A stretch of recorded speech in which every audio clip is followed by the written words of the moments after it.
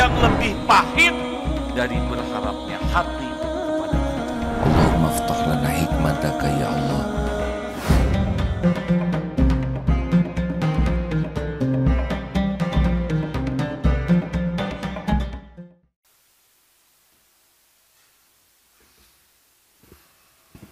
Alhamdulillahi rabbil alamin.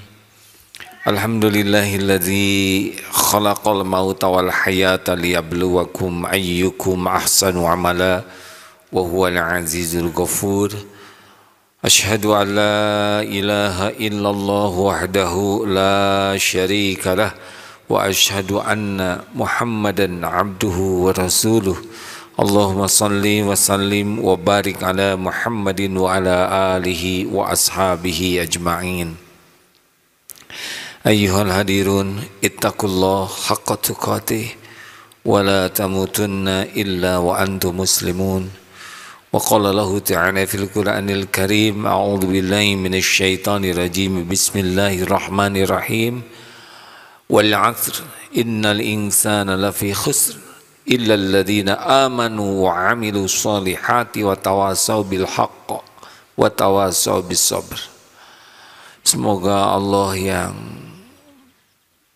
menakdirkan kita menjadi muslim dan bisa beribadah Jumat ini benar-benar ridho, menerima semua amal-amal kita dan mengaruniakan istiqomah sampai husnul khotimah. Amin ya rabbal alamin. Hadirin, salat adalah rukun Islam sesudah syahadat yang sangat penting sekali. Salat adalah tiang agama. Tanpa tiang ini bangunan roboh. Tanpa salat muslim roboh akidahnya, amalnya. Salat diperintahkan Allah, luar biasa hikmahnya. Bagi orang yang salatnya bagus, niscaya salat akan membuat dirinya diampuni dosa. Sebagaimana di depan rumah ada sungai dan mandi 5 kali sehari, pasti bersih. Dosa-dosa kecil berguguran dengan salat yang baik. Salat menjadi pencegah dari perbuatan keji dan mungkar. Inna sholata tanha 'anil fahsya'i wal munkar. Salat menjadi gerbang pembuka pertolongan Allah. Wasta'inu bisabri wassalah. Makin bagus salat, makin terpelihara akhlak. Makin bagus salat, makin terbuka pertolongan Allah dalam mengarungi hidup ini. Salat adalah zikrullah yang paling komplit. Dalam keadaan wudu menghadap kiblat, ada takbir, tahmid, tahlil, tasbih, ada Al-Quran, ada Fatihah, ada ruku, ada sujud, ada doa di antara 2 sujud yang sangat lengkap. Ampunan Allah, Rabbighfirli warhamni, permohonan kasih sayang Allah, wajburni, mohon dicukupi oleh Allah. Warfa'ni, mohon diangkat derajatnya oleh Allah. Warzukni, mohon diberikan rezeki yang berkah. Wahdini, mohon diberi petunjuk. Itu dalam salat. Diberikan wa'afini, sehat dan dihapuskan semua dosa dan aib. Itu ada dalam salat.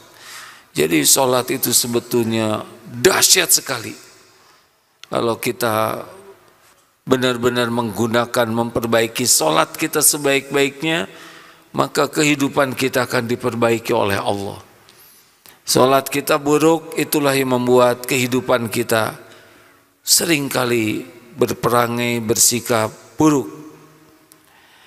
Namun bukan hanya salat ritual fisik, tapi pasti harus hati hadir. Karena seringkali kita sholat, lahir kita sepertinya patuh ke Allah. Mulut bertakbir, tangan diangkat, kadang ruku, sujud. Tapi masalah terbesarnya adalah hati kita tidak ingat kepada Allah.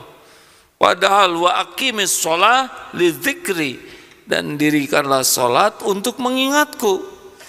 Betapa banyak dan sering kita salat dan justru pada salat itu kita tidak ingat Allah. Banyak yang tidak perlu kita ingat dan masuk ke dalam salat kita. Dan kita tidak merasa bersalah.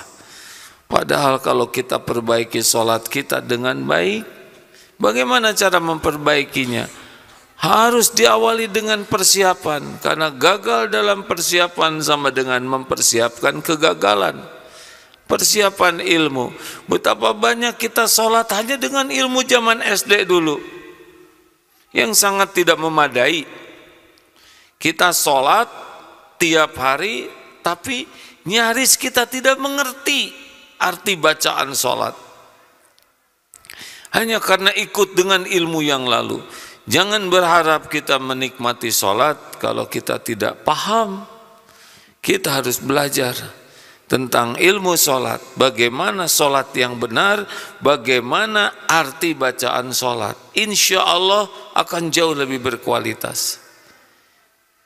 Siapapun yang tidak pernah mengevaluasi diri tentang sholatnya, berarti kita akan sulit bahagia, sulit tenang, sulit mengerem nafsu kita. Dengan sholat yang tidak baik kita akan lebih mudah tergelincir. Mari kita kembali membuka buku-buku pelajaran-pelajaran yang benar tentang sholat kita, supaya kita tahu aturan benar dan paham bacaan sholat. 2, mari kita lakukan sholat dengan semangat bahwa sholat itu gerbang pertolongan Allah. Khusyuk itu bukan sesuatu yang sulit. Kita sering khusyuk. Ketika ketakutan kita khusyuk. Ketika sangat mengharapkan sesuatu kita khusyuk. Kita sedang melihat sesuatu permainan yang menyenangkan kita khusyuk. Nonton sepak bola khusyuk. Baca berita khusyuk. Betapa sering kita khusyuk. Tapi dalam sholat kita tidak khusyuk. Kenapa? Karena memang kita belum merasa ini sholat sesuatu yang penting. Padahal ingin anak soleh, sholat gerbangnya. Ingin rezeki dibuka, sholat gerbangnya. Seberapapun dosa, sholat bisa mendatangkan ampunan. Kita galau dan gelisah, sholat gerbangnya. Kita merasa terancam, tertekan, ketakutan, sholat. Sholat itu pembuka pertolongan Allah. Maka sesudah kita dengan dasar ilmu yang kita tambah, kita pelajari, kita pun berangkat sholat dengan semangat. Ini saya akan menghadap kepada Allah, Tuhan saya, pemilik, pencipta, penentu segala-galanya, satu-satunya yang bisa menolong saya menghadapi hidup ini. Kalau berurusan dengan manusia, satu-satunya yang bisa membulak-balik hati. Kalau berurusan dengan rezeki, Allah satu-satunya pemilik rezeki dan pembagi rezeki. Tidak ada yang lain selain Allah. Kalau kita punya kesulitan, Allah tahu masalah kita, Allah tahu jalan keluar, dan mudah bagi Allah menolong siapapun. Maka ketika sholat kita harus yakin ini adalah gerbang pertolongan yang saya harapkan, yaitu sholat. Yang ketiga, mari kita lakukan sholat dengan tenang saja, tumanina. Dengan sekuat tenaga hadir, yakin bahwa sholat ini adalah gerbang pertolongan Allah, dan kita yakin bahwa selama sholat kita diperhatikan Allah, didengar Allah. Sebagaimana orang kalau ada CCTV dia jaga diri karena merasa dilihat CCTV, atau ketika ada guru dia jaga diri karena merasa diperhatikan oleh guru. Semakin kita sholat dengan yakin Allah sedang memperhatikan dirinya, Allah sedang menyimak apa yang dilakukannya, maka insya Allah akan beda. Kita lihat saja, orang kalau ada CCTV akan berubah karena merasa ada yang merekamnya. Ketika suaranya handphonenya ini disadap, pasti lebih hati-hati. Demikianlah seharusnya kita merasa ketika sholat, Allah sedang mendengarkan, memperhatikan saya. Allah tahu pikiran saya, Allah tahu isi hati saya. Jauh akan lebih hati-hati.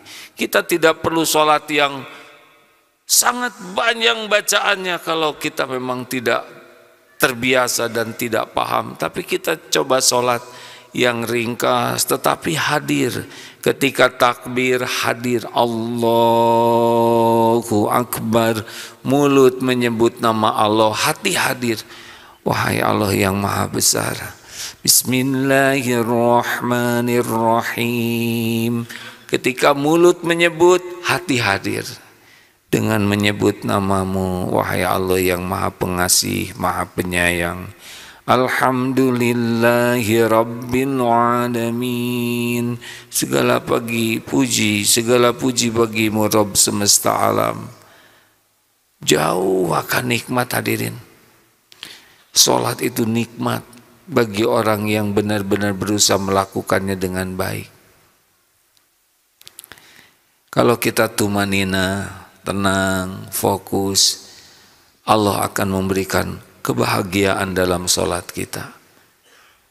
Allah akan memberikan nikmat sholat, nagih, seperti kita bisa mengadu kepada yang menguasai semua masalah kita, yang menguasai segala kejadian.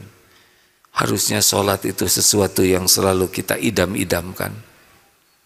Hadirin sekalian, mari kita perbaiki sholat. Percayalah, kalau sholat kita berusaha perbaiki, kita akan lihat keajaiban-keajaiban. Hati menjadi lebih tenang walaupun masalah banyak. Jalan keluar nanti akan tersusun dengan sendirinya. Ada saja jalan keluarnya. Banyak perubahan-perubahan yang tidak kita duga, tidak kita sangka. Syariatnya dengan kita perbaiki sholat kita. Barakallahu li wa lakum.